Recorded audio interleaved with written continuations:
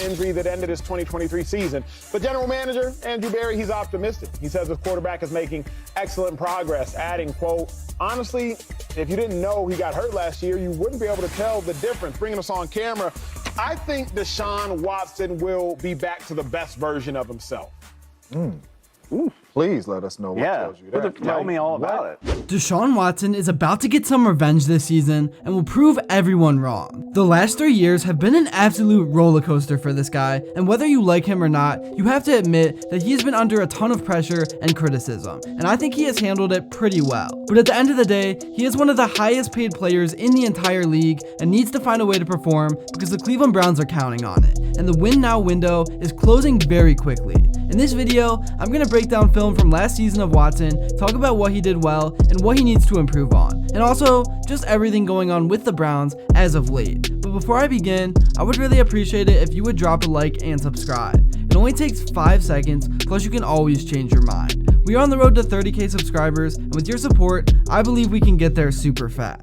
So starting off last season, Watson played one of his best games of the year against the Cincinnati Bengals. So starting off with this play right here, it's 3rd and 7, obvious passing situation. Stefanski has 4 receivers out wide, including Njoku. Initially, it looks like all 4 are going deep. Obviously, that's not going to be the case. And Njoku cuts right and is open. Watson could have threw this ball, but I think he makes an even better read with all the green in front of him and tucks the ball and uses his legs to pick up the easy first down with really nothing in his way. I still think Deshaun's mobility is not talked about enough, and not only that, he is super smart with it as well and lets plays develop. He very rarely panics and can break down a defense as soon as he sees it. Next, this is another beautiful play designed by Kevin Stefanski. This doesn't look anything like a screen off the bat, and Chubb looks like he's gonna block initially, but then he slips through for a screen and has nothing but daylight ahead of him. This isn't anything special from Watson, but I just wanted to show it because with Nick Chubb in this offensive line, really anything is possible, and the defense has so many distractions. Sometimes I just go back and think what this could have been if everyone was healthy, but the Browns will have another crack at it in the upcoming season.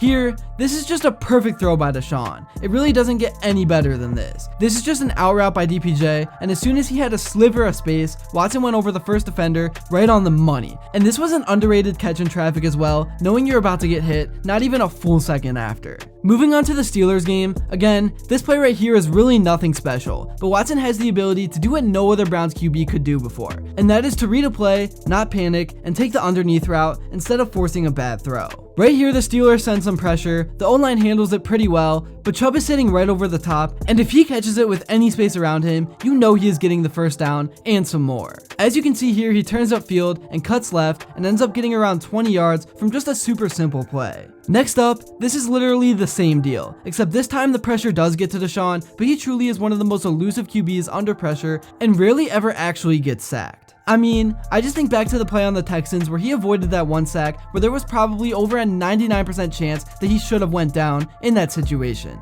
But anyways, he sees the pressure, doesn't panic at all, gets the ball over the top to Hunt, who then bulldozes his way for 5 extra yards. Right here, this is another one, and this is what makes Deshaun Watson so great, and I have to give credit to the offensive line for making this play possible. But Watson instantly knew the only and the best way was to scramble to get this first down, and he even did a few high steps and ended up picking up over 20 yards. Alright, so now that I showed you some of his highlights, now I want to show some lowlights, because obviously he did struggle and did some bad things at times. So this one was against the Colts, and it was a pretty bad one, and I'm not sure what Deshaun really saw. He just rolled right and launched the ball into a sea of blue, and it ended up getting picked. Moving on, I'm sure you all remember Watson's time in Cleveland so far for the expectations have been below average at best. But really, every time he started to find a rhythm, he would get hurt. So he has to find a way to stay healthy. And the best way for him to stay healthy is for the offensive line in front of him to also stay healthy. When asked about his health at the opening of his new restaurant, this is what Watson had to say to the press about his shoulder. The doctors, the PT, Dr. Elatrash, and his team out in LA with the Cleveland Browns, and we just follow their role, and we'll be ready for our week 1. So it's fair to expect him to be playing come week 1, and he's going to have a lot of pressure on his shoulders. Here are some of the highlights from Watson's most recent press conference. offense. It's very, very good. The process is, day to day, and we just got to take it one step at a time. We can't do anything too crazy. We can't jump the gun and try to do too much. The biggest thing right now through this process is load management and just continue to, find ways to just get better and just stay on that course. So, I'm trusting all the doctors, the PT, Dr. Elatrosh, and his team out in LA with the Cleveland Browns, and we just, follow their role, and, we'll be ready by week 1. So getting to the Cleveland Browns as a whole, it's really hard to say what the ceiling for this team is because it depends a lot on staying healthy. And also, Andrew Berry made some moves to bolster the depth of this team. I still think once Nick Chubb comes back, this offense needs to revolve around the run and the offensive line. And from there, once you establish the run, you can really open up the offense. One player I really expect to establish a good connection with Watson is David Njoku, because last season, when Joe Flacco came to town, he really started to up his numbers and production. But Watson needs to do a better job of looking for him as well, because I think talent-wise, he has a top 3 tight end in the league. One of the team's big offseason moves was acquiring wide receiver Jerry Jeudy from the Denver Broncos. He has always been viewed as a high potential player, but has not been able to put everything together so far in the first 4 years of his career. Last season with the Broncos, Jeudy ended up catching 54 passes for 758 yards and 2 touchdowns. It wasn't a bad year, but Cleveland wants to see more from him. Thankfully, he's in an offense that fits his game much better. If Watson reverts back to his pre-trade form, Jeudy has big time potential for a breakout season. Looking at the schedule, I already made a video talking about and breaking down some of the games the Browns have to play, but I really do think getting a Game 1 win against the Dallas Cowboys is super important in terms of setting the tone for the season. And the game will be called by Tom Brady for his first ever broadcast ever, so just overall, there will be a lot of storylines in that one. I just think Deshaun Watson is really going to bounce back in 2024, and even though nobody believes in him, I just think it's unfair to completely write him off given the circumstances of what has happened to him over the past 3 years. And don't get me wrong, I'm not defending him.